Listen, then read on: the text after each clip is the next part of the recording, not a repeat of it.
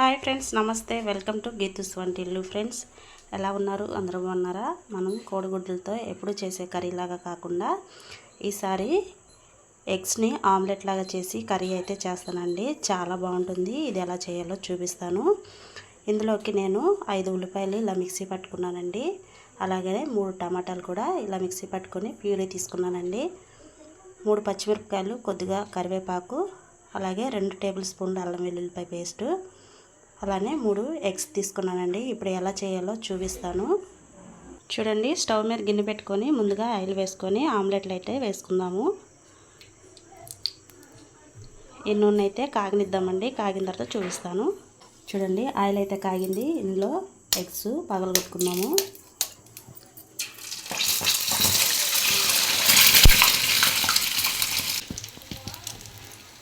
ఇందులోనే కొద్దిగా సాల్టు, అలానే కొద్దిగా కారం వేసుకుందాం పైన. ఇదైతే ఉడకనిద్దామండి. చూడండి, గుడ్డు ఒక సైడ్ వేగింది కదండి, రెండో సైడ్న తిప్పుకున్నాము.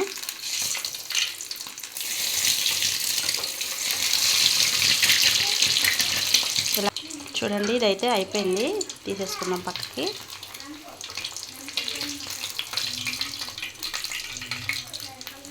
ఇలాగే మిగిలిన 2 గుడ్లు కూడా వేసుకొని చూపిస్తాను. చూడండి, 3 ఎగ్స్ని ఇలా ఆమ్లెట్ లాగా వేసేసుకున్నాను. ఇదైతే అయిపోయింది. పక్కకి తీసేసుకుందామండి ప్లేట్లోకి. ఇప్పుడు కర్రీ ఎలా చేయాలో చూపిస్తాను. చూడండి, పొయ్యి మీద గిన్నె పెట్టుకొని మనం ఆమ్లెట్ వేసుకున్నాం కదా, ఇదే ఆయిల్ ఈ కూరలో యూజ్ చేసుకుందామండి. ఇందులో అయితే వేసేసుకుందాం. అలానే ఇందులో 3 లవంగాలు, 2 యాలకులు వేసేసుకుందామండి. అలాగే ఒక బిర్యానీ ఆకు. ఇవైతే వేగనిద్దామండి. చూడండి, ఇవైతే వేగుతుంది కదా, ఇందులోనే ఉల్లిపాయ పేస్ట్ అయితే వేసుకున్నాము. ఇవైతే వేగనిద్దామండి. ఎగ్స్తో ఎప్పుడూ చేసేలాగా కాకుండా అప్పుడప్పుడు ఇలా చేసుకోండి. టేస్ట్ చాలా బాగుంటుంది డిఫరెంట్గా. ఈ ఉల్లిపాయ పేస్ట్ అయితే వేగనిద్దామండి. చూడండి, ఉల్లిపాయలు అయితే వేగుతున్నాయి కదా, ఇందులోనే టమాటా ప్యూరీ కూడా వేసేసుకుందామండి. ఈ టమాటా ప్యూరీ కూడా పచ్చివాసన పోయేంత వరకు వేగనిద్దాము. చూడండి, ఇదైతే వేగుతుంది కదా, ఇందులోనే అల్లం వెల్లుల్లిపాయ పేస్ట్ వేసేసుకుందాము. ఇది మొత్తం ఒకసారి కలుపుకుందామండి. ఇది మొత్తం పచ్చివాసన పోయేంత వరకు వేగనిద్దాము. కలుపుకొని మూత అయితే పెట్టుకుందామండి. మగ్గిన తర్వాత చూపిస్తాను. చూద్దామండి ఒకసారి వేగినాయేమో. చూడండి, ఇవైతే వేగినాయి కదా, ఇందులోనే 1 టీ స్పూన్ పసుపు అయితే వేసుకున్నామండి. ఇదంతా కలిపేసుకుందాం. మొత్తం కలిపేసుకుందామండి. చూడండి, పసుపు వేసుకొని కలుపుకున్నాం కదా, మూత పెట్టుకుందాం 10 నిమిషాల పాటు. చూద్దామండి ఒకసారి.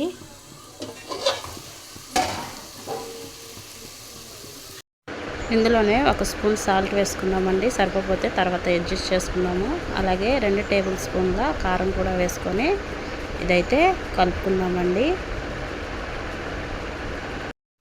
చూడండి, కారం వేసుకొని మొత్తం కలిపేసుకుందాము. ఈ కారం వేసుకొని కలుపుకున్న తర్వాత ఇందులో 1 గ్లాసుడు వాటర్ అయితే వేసుకుందామండి.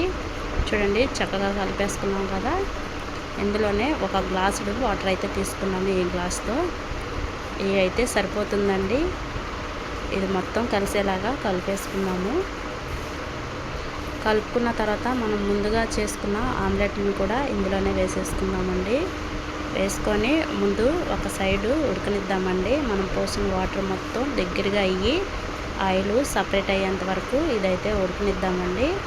ఇవి వేసుకున్నాం కదా, ఇలా కలుపుకొని మూత అయితే పెట్టుకుందామండి. రెండో సైడు ఉడికిన తర్వాత రెండో సైడ్ తిప్పుకుందామండి. ఇదైతే ఉడకనిద్దాము. మూత పెట్టుకుందాము. చూద్దామండి ఒకసారి. చూడండి, ఒక సైడ్ అయితే ఉడుకుతుంది కదా, ఇవి రెండో సైడ్కి తిప్పుకుందామండి ఆమ్లెట్స్ని. ఎగ్స్తో ఎప్పుడు చేసేలా కాకుండా అప్పుడప్పుడు ఇలా చేయండి, చాలా బాగుంటుంది. ఇది రైస్కైనా చపాతీకైనా దేనికైనా చాలా బాగుంటుందండి. ఇలా రెండు సైడ్లు ఉడికేలాగా తిప్పుకుంటే ఈ మసాలా మొత్తం ఈ ఎగ్స్కి పట్టి చాలా బాగుంటుంది. ఇందులో మనం 1 స్పూనే కదండి సాల్ట్ వేసుకున్నాము, సరిపోయిందో లేదో చూద్దాం ఇప్పుడే. నేను తీసుకున్నది తక్కువ క్వాంటిటీ కదండి, అందుకే 1 స్పూన్ సాల్ట్ అయితే వేసుకున్నాను నేను.